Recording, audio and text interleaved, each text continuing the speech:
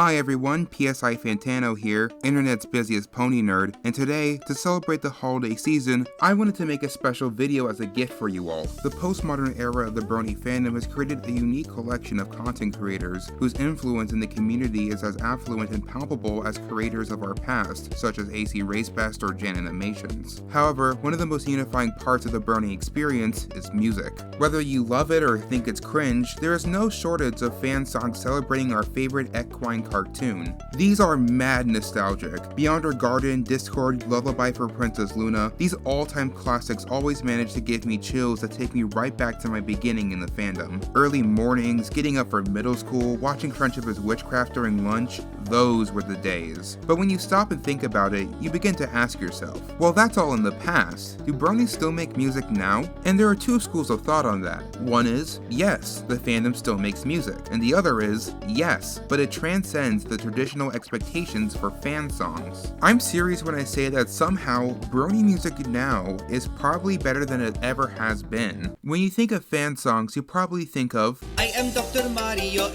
or let's check the animatronics, or even like there isn't anything technically wrong with these songs, but it always has the vibe of a scrappy fan project you really need to be a fan of the series in order to appreciate. Enter Zelda Trixie Lulamoon, otherwise known as Vylet Pony. She's a producer and musician who's been making music for the Brony fandom for, Jesus Christ, 11 years? She was a relatively niche member of the fandom, just one in a sea of aspiring music artists. But great artists often recognize other great artists, and eventually one of the biggest bands of the internet music space, The Living Tombstone, would collaborate with her on multiple projects, with Zelda even producing the music for their Cuphead remix, which currently stands at 9.6 million views. The ball began to roll with her career as she continued to put out more music, albums, and EPs. Whilst many fans found her through her 2021 album, Cutie Marks and the Things That Bind Us, which allowed them to rediscover their love of the show, I personally first became a fan when I listened to her 2019 album, Queen of Misfits. Yeah, this is another excuse to talk about Trixie. So what?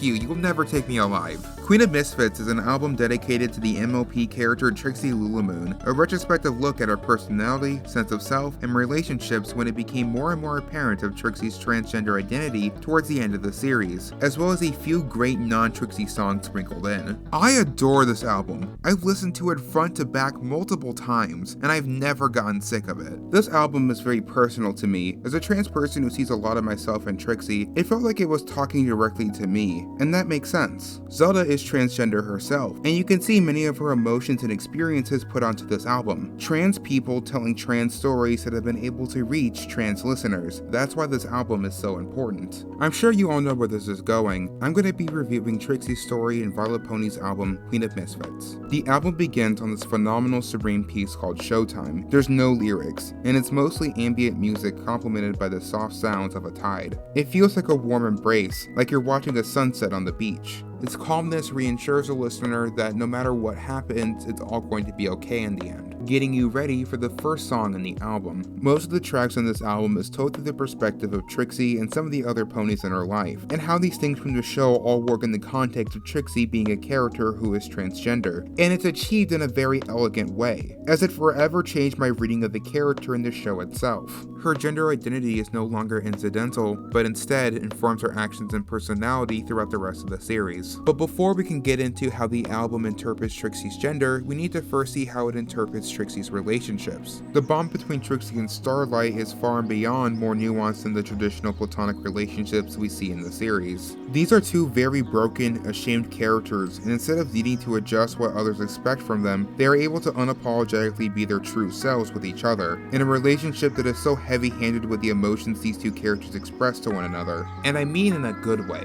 They kind of act like an old married couple, and it's pretty clear that many staff members of the show ship these two together. Let's look at their relationship is expertly highlighted in the songs, Where Everything Is New and A Different Kind of Magic, which makes it very clear that Vylet interprets their relationship as romantic. It's also kind of interesting that these two songs kind of talk to one another. In Where Everything Is New, they give the proposition of, they say the home is where the heart is, but my heart is split in two. To which in A Different Kind of Magic, they follow that up with, we're still looking for some pony to make us whole again, and I know that you're my Starlight, the magic to all I am. I have never felt more genuine, potent affection between knowing 2 fictional characters in my entire life. Too many character-oriented songs fall in the trap of infatuation-based love songs. It's been parodied to death, but these songs allow me to believe that their love is genuine. But what about the real meat and potatoes of this album? What does this have to say about Trixie's trans identity? Well, I find it very interesting that after Ursa Major, a song about strength through self-acceptance, we see a more dynamic and somewhat tortured look at the character. Regrets, insecurities, self-esteem, the image she portrays in front of others, those are deep-rooted anxieties that follow every trans person. Trans people are often victims of needing to be a model minority, meaning any mistakes they make will be hung over their heads for basically the rest of their lives, with the back-to-back tracks Magic Bitch and Mad This Time articulating these exact fears. In Magic Bitch, Trixie lets loose her ego in order to protect her own sense of self from detractors, specifically Twilight Sparkle, who is framed as the antagonist for this song, with her animosity towards her often resulting in anything good Trixie might have in her life getting worse, and sending her on a destructive downward spiral. Then, in Mad This Time, we see Trixie's animosity towards herself and her mistakes, especially with her use of the Alicorn amulet. This makes her fear driving other ponies away, including Starlight. In a world of second chances, it's hard to feel truly forgiven when people always remember you at your worst. So, what do? Well, in Trixie's eyes, you show them you at your most unapologetic self. One of the best feelings of tranquility for a trans person is to be able to show your true self, not just to your loved ones, but everyone. Being on stage allows her to be the great and powerful Trixie, much like we see in the penultimate song, The Magic Show. It demands adoration, attention, to be seen and heard. A 10-minute long epic of a song that is truly one of the greatest pieces Zelda has ever made. Especially so because in the description, it details more of her connection to the themes of the song and why it matters to her, fully poking her head into the perspective of Trixie's narrative, and we don't even notice it because it seems like such a natural display of catharsis for both of them. Which then brings us to the last song on the album, the appropriately titled Queen of Misfits. Yeah,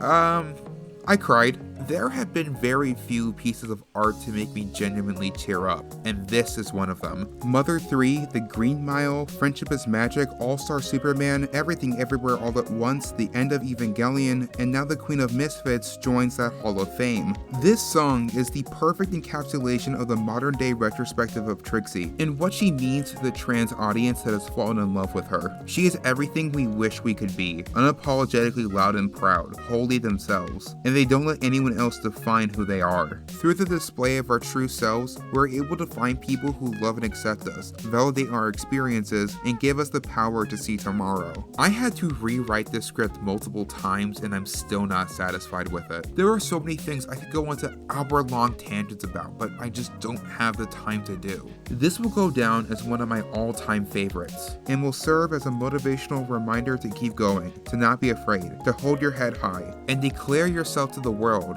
as that's what makes you truly great and powerful. Thank you for coming to my TED Talk. Please give this album a listen. I promise you won't regret it. But before I go, I have an announcement to make. We have been working hard on My Little Pony Chronicles and we're reaching a point that we call Phase 2, which is where we start to produce some of the things that will be seen by the general public, which we're really excited about. Recently, we've been working on music and we've been looking for more talent. We've been making a lot of great progress, but we could use a few extra cooks in the kitchen. If you're 16 and older and have any experience in music, lyricism, and especially theater, we would love to have you on our team. Submit your portfolio in our vetting Discord server for me to review. There's a QR code that will take you directly to the server, and if that expires, please look at the link in the description below. That's all I have for today. Thank you for watching. I've been May, and I'll see you next time. Objection! Wait, before I go, I have one last thing to say. Ivy, who was a former collaborator for My Little Pony Chronicles, asked me if I could promote their upcoming indie animation project, Sasha Lamb's Guide to Surviving Folklore. If you're a big fan of things like Percy Jackson or the Spiderwick Chronicles, I really recommend keeping your eyes peeled for this project. But they are currently looking for new collaborators and are accepting submissions for portfolios, so if you're interested in supporting something else, then I really recommend checking out Ivy's project. The link to where you can submit your portfolio is in the description below. Alright, now I'm done. That's all I have for today. Thank you for watching. I've been May, and I'll see you next year.